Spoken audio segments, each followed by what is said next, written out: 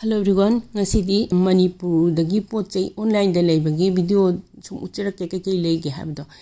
ado pochingje tha ani gini ko leiri se tha ani matung da mu leidoi packet tagi lawtho matung da chamtho e khara leiba poching du ai leidre aduga loirak pa poching du adu ngakani ko aina leiri singje poching je aina hana phajana phengdo ga kanghalaga thamabane ba umuro akang buche loi ki matam akhoina pot leidringai matam pot leira su lakto matam dadi umuro akang bagi acharoina cha doini ko ichanu pi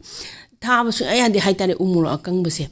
ado akhoi su chai adu ta jo ai janu pini hina cha alu me la su dum umuro akang base hawani umuro akang khara hapagani ado atek padi akhoi da pale do ta su yam likna pani hum ani hum dang pan ne duna umuro akang base di soi ba su ay yadre thoiding ji chu yamaru oi ngari cha do numita adum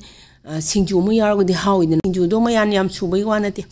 afangba kobi khara lafu tharo khara awathabi khara phadigom khara hapselaga sum subai wane singa thoidinga sudu su hawidena ko nga jadaba numita dagidi nakopi akangba sidi yamaroi ba changdaba yadaba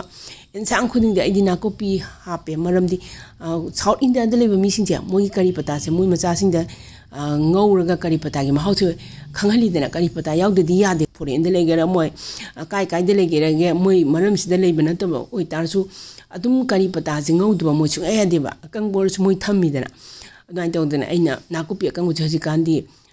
phangabani na adum hek phangbadagi ko chahi ahum mari chure aina nakupi akang sin na ise mapanam de leita so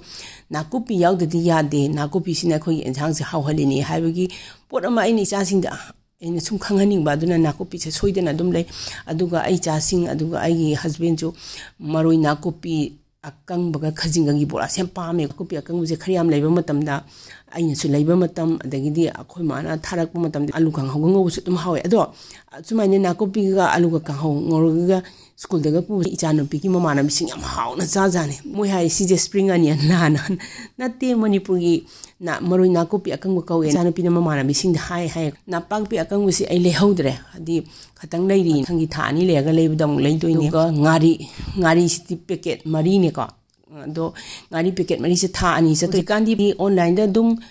loin phangye di lening mu matam da dum leibi yare hanadi nakupi akang bo ro akhoina semjaraga umur akang bo gi ngari ro choibu mo ro impal tok da dum porok toini thum kara hapchilaga ina bhajana ni ado ai fridge da oina tham doini bu sina haino akang ba che ai chanu leibio na hai adugi leire aduga haino akang ba adagi haino athumba khara leire youtube su lagi to ne haitu achar do di yawram dare haino akang kharaga athumba candy haitare adugumba kharaga leibane impal chatpada khoi ma haina haidi mabo dagi mandom cha ai naum pising chum pijerakpuda adugi mahau do pi ngai da jagim do kaw ngamdamni na ko haitu achar haino achar manipur gi achar myam da sum haraga lei ko ada leibane nakupi akang bahana gi su khara leiba ko aduga punchal laga bora hona ba khara di lokthore haino akang ba ten ga chum me u haw do male